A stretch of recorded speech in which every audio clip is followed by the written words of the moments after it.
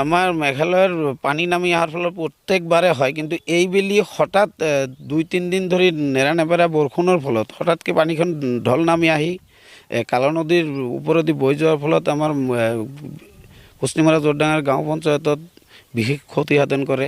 আমাৰ ইয়াৰ ৰাইজ আপোনালোকে জানে যে ইয়াৰ 80% ৰাইজে কৃষি কাম কৰ্মৰ লগত জড়িত। আমাৰ পূৰ্ব অঞ্চলত আমাৰ যেহেতু গাঁওখন জনবহুল গাঁও, আমাৰ গাঁও পঞ্চায়তত প্ৰায় 13,000 ভোটাৰ।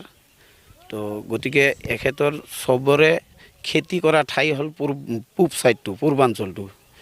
তো প্ৰায় 2,000 মানুহৰ কৃষি মানুহৰ ক্ষতিসাধন হৈছে ইয়াত।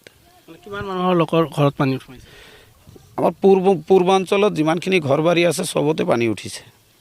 কিমান ক্ষতি হৈছে? কিমান কৃষি পথাৰ যিমান পূৰ্বাঞ্চলত যিমান আছে 100% কৃষিভূমি পানীৰ তলত বুৰ গৈ আছে।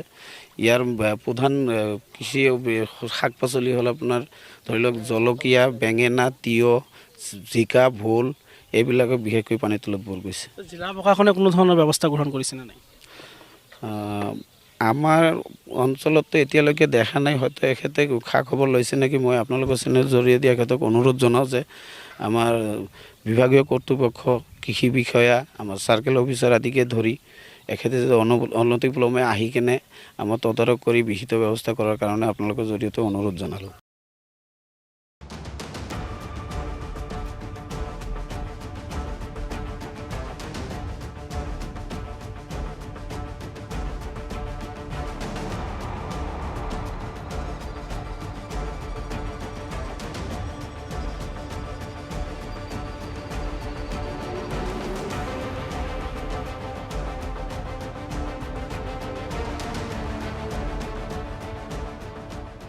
আমাৰ মেঘালয়ৰ পানী নামি অহাৰ ফলত প্ৰত্যেকবাৰে হয়, কিন্তু এইবেলি হঠাৎ 2-3 দিন ধৰি নেৰানেপেৰা বৰষুণৰ ফলত হঠাৎকে পানীখন ঢল নামি আহি কালা নদীৰ ওপৰেদি বৈ যোৱাৰ ফলত আমাৰ পশ্চিমৰা জোৰডাঙাৰ গাঁও পঞ্চায়তত বিশেষ ক্ষতিসাধন কৰে।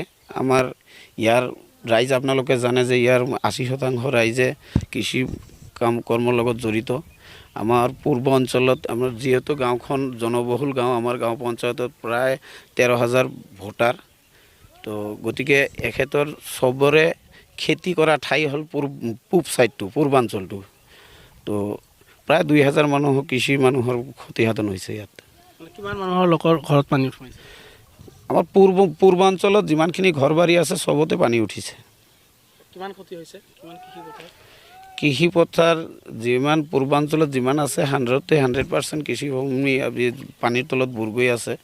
ইয়াৰ প্ৰধান কৃষি শাক পাচলি হ'ল আপোনাৰ ধৰি লওক জলকীয়া, বেঙেনা, তিয়ঁহ, জিকা, ভোল এইবিলাকে বিশেষকৈ পানীৰ তলত বুৰ গৈছে। জিলা প্ৰশাসনে কোনো ধৰণৰ ব্যৱস্থা গ্ৰহণ কৰিছেনে নাই?